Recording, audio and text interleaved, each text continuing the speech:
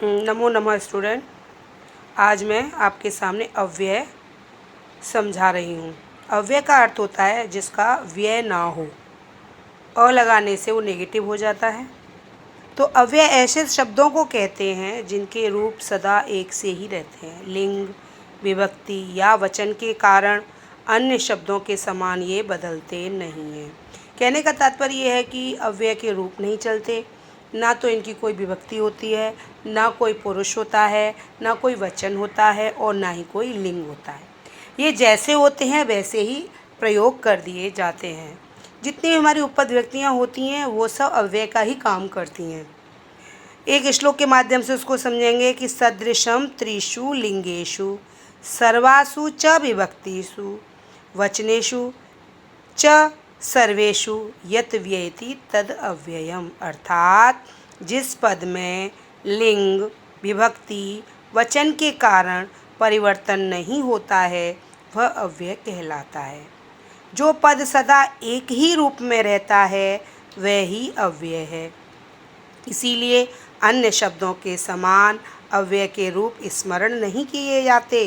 इन अव्ययों को हम एक वर्गीकरण के माध्यम से भली प्रकार समझेंगे।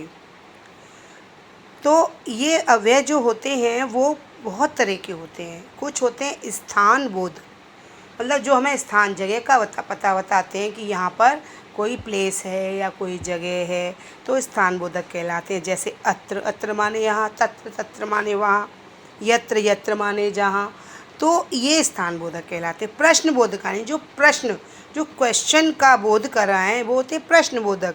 जैसे कुतः, किमर्थम, कदा, कुत्र, तो ये हमारे हो गए प्रश्न बोधक। प्रकीर्णानी, प्रकीर्णानी जिसमें सब जगह का बिखरा हुआ है, प्रकीर्ण माने बिखेरना होता है।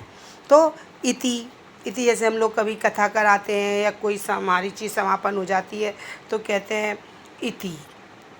एव, एव माने समान, सदृश। चित, चित मतलब किसी भी शब्द के साथ में लगा देते हैं, जैसे कश्चित, कदाचित, तो वो चित।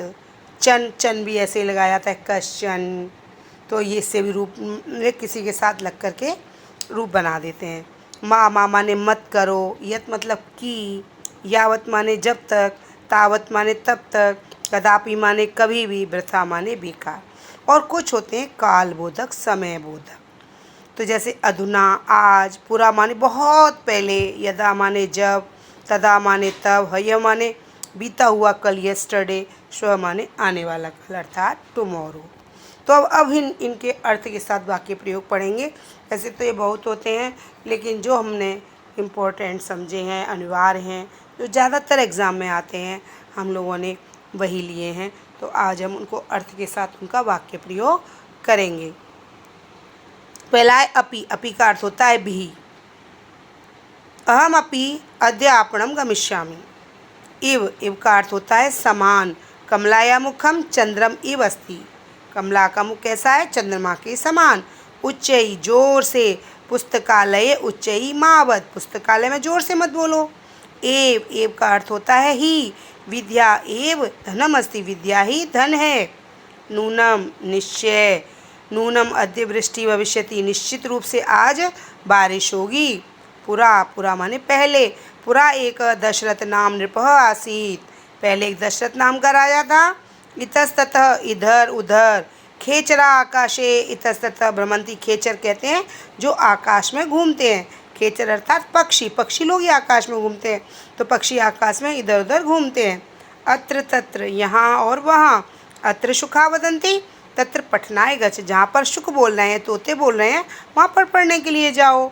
इदानीम, अभी, इसी समय। इदानीम वयम संस्कृत भाषा पठामः, इस समय हम सब संस्कृत भाषा पढ़ते हैं।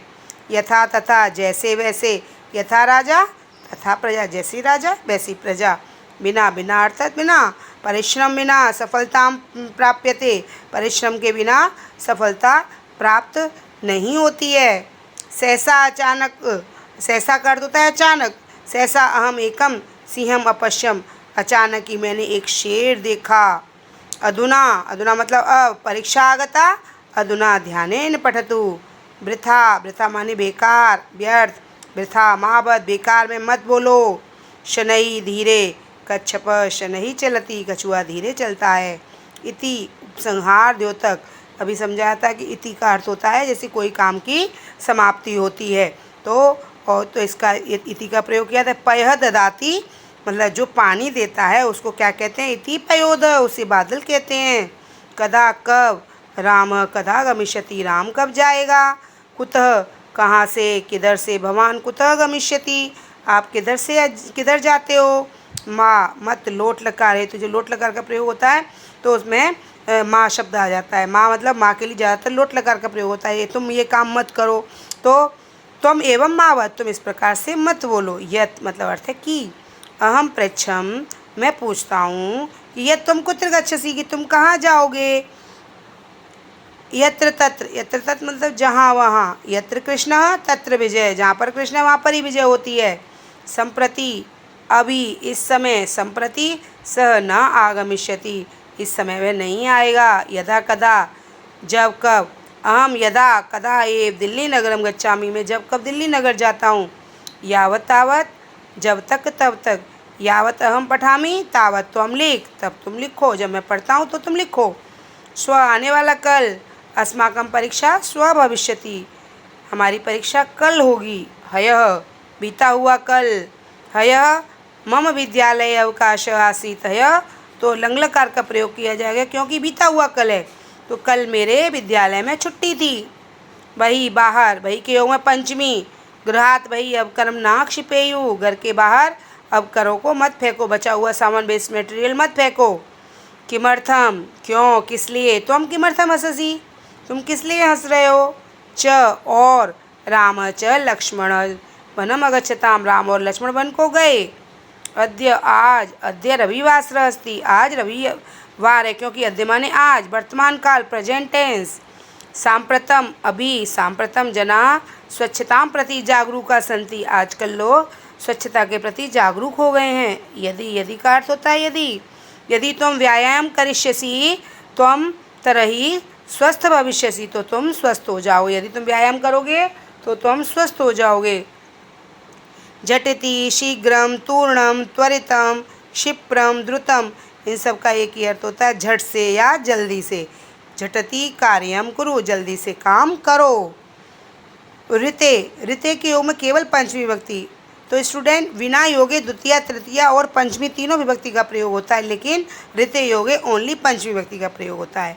ज्ञानात् ऋते मुक्ति न भवति, ज्ञान के बिना मुक्ति नहीं होती है।